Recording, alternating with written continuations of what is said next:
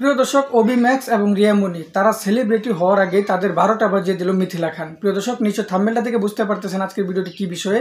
সম্পূর্ণ মিথিলা খানের মুখ থেকে আলোচনা শুনলে আপনারা বুঝতে পারবেন তাদের ভিতরে কি সম্পর্ক ছিল এবং তার সামনে তারা দুজন কি করলো।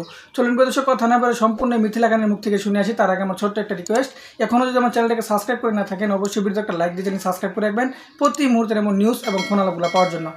আমি পাশে শোয়া, আচ্ছা আচ্ছা, ওই যে আমরা শুটিং ইউনিটে যে হ্যাঁ ওরা বসে গল্প করছিল, হুট করে লাইট বন্ধ করে ওরা পাশে বেডে এসে, আমার তো কানে হেডফোন, তখন আমি গান আরো জোরে চালিয়ে দিছি, কিন্তু খাটের নড়াচড়া তো মানে আমরা তো শুটিং গল্প করে না, আমি হচ্ছে ওই আলমের ভিডিও দেখে দেখে কান্না করছি। একবার রিয়া এসে আমার জড়ায় ধরাই এসব করিস না, তুই কান্না করিস না। পরে ওই লাইট বন্ধ করে আমি মনে করছি রিয়া এসে আমার শুয়ে পড়ছে, পরবর্তীতে বোঝা যায় না এটা কি রাতের বেলা নাকি? হ্যাঁ রাতে। একটা অভিযোগ করেছেন তো? অভিযোগ করিনি, যেটা সত্যি সেটা বলছি। এটা আপনার প্রশ্ন, হিরো আলমই তো প্রকাশ করেছে যে মিথিলা সব জানে। তখন আমি বারবার ওই যে থানার সামনে ওর মুখ চেপে ধরছিলাম না, রিয়া নিজেই স্বীকার করেছে হিরো আলমের কাছে।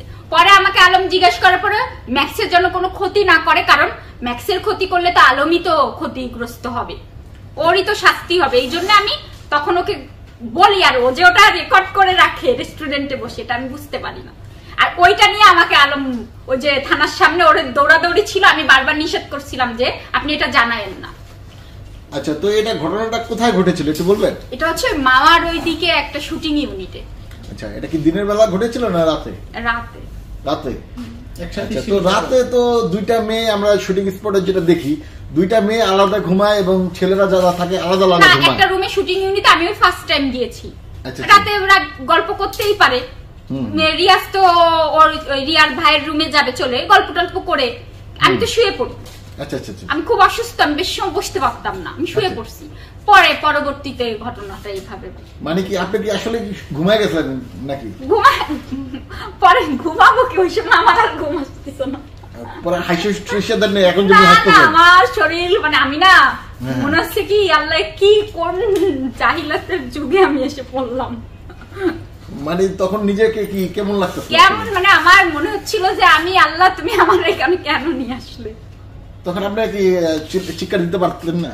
কিভাবে? পাগল কেন চিৎকার দেন না কেন? আপনি কি তার মানে আপনি সাই দিয়েছেন তাদেরকে? না আমি কি চাই এটা মানে ওরকম মানে আমার মেন্টালিটি ভাবে আমি এই কষ্ট বাদ দেন তো। মানে মেন্টালিটি কি হয়েছিল এটা?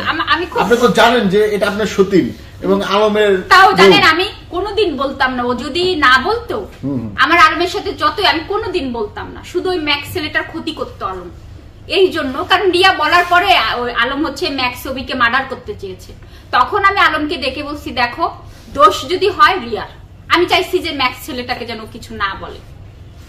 তো অভির সাথে কি আপনার সম্পর্ক হয়েছিল কিনা? না, নেহাতি একটা ওর ছোট ভাইয়ের মতো জানতাম আমি তো ওর সাথে একটা ভিডিও বানাই যেখানে আলমের সাথে জ্ঞানজাম। ওই ছেলের সাথে তো আমি অনেক বলেছি, অভি বলেছে, রিয়া বলেছে, আমি কখনো ভিডিওই করি। প্রিয় দর্শক, অবি ম্যাক্স এবং রিয়া মনি তাদের দুজনকে নিয়ে যে গোপন তথ্যগুলো দিলেন আজকের ফোন আলাপের মাধ্যমে মিথিলা খান, এই বিষয়টা শোনার পর আপনাদের কি মন্তব্য অবশ্যই কমেন্ট জানাবেন। নতুন নতুন এমন নিউজ এবং ফোন আলাপগুলো পেতে চ্যানেলটি সাবস্ক্রাইব করে এবং ভিডিওটি লাইক দিবেন। আজকে এই পর্যন্ত, পরবর্তী দেখার আমন্ত্রণ। আসসালামু আলাইকুম।